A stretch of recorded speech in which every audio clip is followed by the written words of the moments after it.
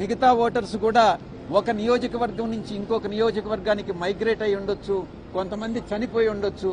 కాబట్టి ఎక్కడా కూడా బోగస్ ఓట్లు అన్నటువంటిది లేవు అన్నటువంటి అంశాన్ని ఆ రిపోర్టు ద్వారా కలెక్టర్స్ ఇవ్వడం జరిగింది. రెండవ జిల్లా అన్నమయ్య జిల్లా సురేష్ ఇచ్చినటువంటి తెలుగుదేశం పార్టీ ఇచ్చినటువంటి కంప్లైంట్ ప్రకారం 40,358 బోగస్ ఓటర్స్ ఉండారని కంప్లైంట్ ఇవ్వడం జరిగింది. దాంట్లో ఈఆర్ఓస్ ఎంక్వైరీ చేసినప్పుడు 25,097 మంది జెన్యూన్ ఓటర్స్ అని తేలింది. అంటే ఇంచుమించుగా 62% ఓటర్సు జెన్యూన్ గా ఉన్నారు, అక్కడే నివసిస్తా ఉన్నారు, వాళ్ళు ఎలిజిబుల్ అన్నటువంటి విషయాన్ని ఎలక్షన్ కమిషన్ కి నివేదించడం జరిగింది.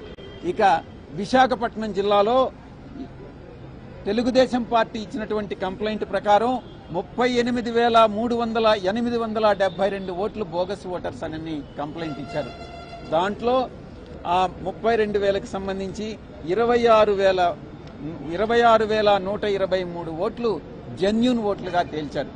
అంటే ఇంచుమించుగా 67% ఓట్లు జెన్యూన్ ఓట్లు అన్నటువంటివి తేలింది.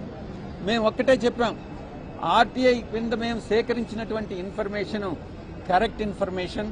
ఆ సమాచారాన్ని బట్టి తెలుగుదేశం పార్టీ ఉద్దేశపూర్వకంగా వైఎస్ఆర్ కాంగ్రెస్ పార్టీ ఓటర్స్ ని టార్గెట్ చేస్తూ ఉంది. కాబట్టి వైఎస్ఆర్ పార్టీ సింపథైజర్స్ ని టార్గెట్ చేస్తూ ఉంది.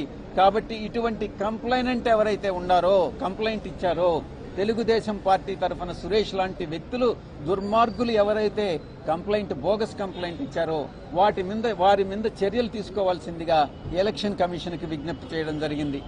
ఎలక్షన్ కమిషన్ ఇక స్టేట్ ఎవరైతే CEO, election commission CEO Andhra Pradesh ఉన్నారో వారికి ఇటువంటి bulk complaints, bogus complaints accept చేయకుండా ఎలక్షన్ కమిషన్ ఆదేశాలు ఇవ్వాల్సిందిగా ఎలక్షన్ కమిషన్ కి మేము నివేదించడం జరిగింది.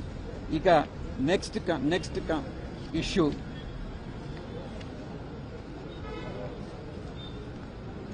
గతంలో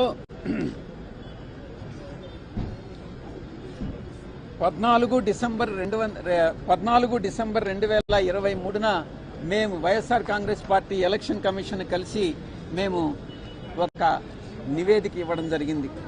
దాని ప్రకారం తెలుగుదేశం పార్టీ ఇల్లీగల్ ప్రొఫైలింగ్ చేస్తా ఉంది, ఓటర్ ప్రొఫైలింగ్ చేస్తా ఉంది. ఈ దేశంలో ఏ వ్యక్తికి కూడా, ఏ రాజకీయ పార్టీకి కూడా ఒక ఓటర్ యొక్క క్యాస్ట్ ఏంది, నీ కులం ఏంటి, నీ మతం ఏంటి, గతంలో నువ్వు ఏ రాజకీయ పార్టీకి ఓటేశావు, రాబోయేటటువంటి ఎన్నికల్లో ఏ పార్టీకి ఓటేస్తావో అనేటటువంటి అడిగేటటువంటి హక్కు లేదు. కానీ Telugu Desam party voter profile, illegal voter profiling ప్రకారం ఒక myparty-dashboard.com అని చెప్పి ఒక లండన్ నుంచో, స్వీడన్ నుంచో, విదేశాల నుంచి ఆపరేట్ చేస్తూ ఈ యొక్క ఇల్లీగల్ ఓటర్ ప్రొఫైలింగ్ అన్నటువంటిది చేస్తుంది. దాని మీద మేము కంప్లైంట్ ఇవ్వడం జరిగింది. ఇక మరొక అంశం ఎంటైజింగ్ ది, అంటే ప్రతి ఒక్క ఓటర్ని కూడా తెలుగుదేశం పార్టీ వైపు ఆకట్టుకోవడం, ఫాల్స్ ప్రామిసెస్ అన్ని కూడా చేసి, దానికి ఒక TDP manifesto.com అని ఒకటి ఓపెన్ చేసి, మేము జూన్ 2024లో 2024లో మేము అధికారంలోకి వస్తున్నాం, మేము అధికారంలోకి వచ్చినట్లయితే మీకు రాబోయేటటువంటి 5 సంవత్సరాల కాలంలో మీకు ఇన్ని బెనిఫిట్స్ ఉంటాయి, మీకు ఒక్కొక్కరికి 10 లక్షలు ఉంటుంది, 20 లక్షలు ఉంటుంది, 25 లక్షలు ఉంటుంది అని ఒక బాండును కూడా దాంట్లో పొందుపరుస్తా ఉన్నారు ఆన్లైన్లో. అది ఆ కుటుంబ సభ్యుని పేరుతో పొందుపరుస్తా ఉన్నారు. ఇది ఎంటైజింగ్ ది ఓటర్ అన్నటువంటిది చట్ట విరుద్ధము అన్నటువంటి విషయాన్ని section 170, 171B, 171C and 417, 419 Indian penal code కింద తెలుగుదేశం పార్టీ మీద చర్యలు తీసుకోవాల్సిందిగా ఎలక్షన్ కమిషన్ కి విజ్ఞప్తి చేయడం జరిగింది. ఇక డూప్లికేట్ ఓట్స్, తెలంగాణలో ఎవరైతే ఓటర్లుగా నమోదు చేసుకున్నారో వారే ఇక్కడ కూడా ఆంధ్రాలో కూడా ఓటర్స్ గా నమోదై ఉన్నటువంటి డూప్లికేట్ ఓట్స్ చాలా మంది ఉన్నారు ఈరోజు. అటువంటి డూప్లికేట్ ఓట్స్ అన్ని కూడా ఒక వ్యక్తి section 17, 18 of peoples representation act ప్రకారం ఒక ఇండియన్ సిటిజన్ ఒక దగ్గరే ఎలక్టోరల్ గా ఒక ఓటర్ గా నమోదు చేసుకోవాలి. ఇటువంటి డూప్లికేట్ ఓట్స్ అన్ని కూడా రిమూవ్ చేయాల్సిందిగా ఎలక్షన్ కమిషన్కి విజ్ఞప్తి చేశాం. ఇక తెలంగాణలో ఒక ఎన్రోల్మెంట్ డ్రైవ్ అన్నటువంటిది తెలుగుదేశం పార్టీ చేపట్టింది. చాలా బోర్డులుంటాయి, డిస్ప్లే చేస్తూ ఉంటారు.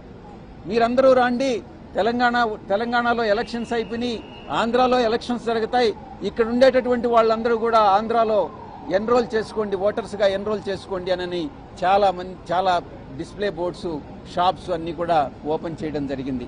ఇది చట్ట విరుద్ధం. ఒక వ్యక్తి ఒక దగ్గరే ఉండాలి. ఒకవేళ అలా చేయాలని అంటే తెలంగాణలో ఓటర్ లిస్టులో నుంచి డిలీట్ చేసిన తర్వాతనే ఆంధ్రాలో ఓటర్గా నమోదు చేసుకోవాలి. ఇలాంటి చర్యల్ని అరికట్టమని చెప్పి మేము ఎలక్షన్ కమిషన్కి విజ్ఞప్తి చేశాం. ఇక ఆఖరి అంశం చాలా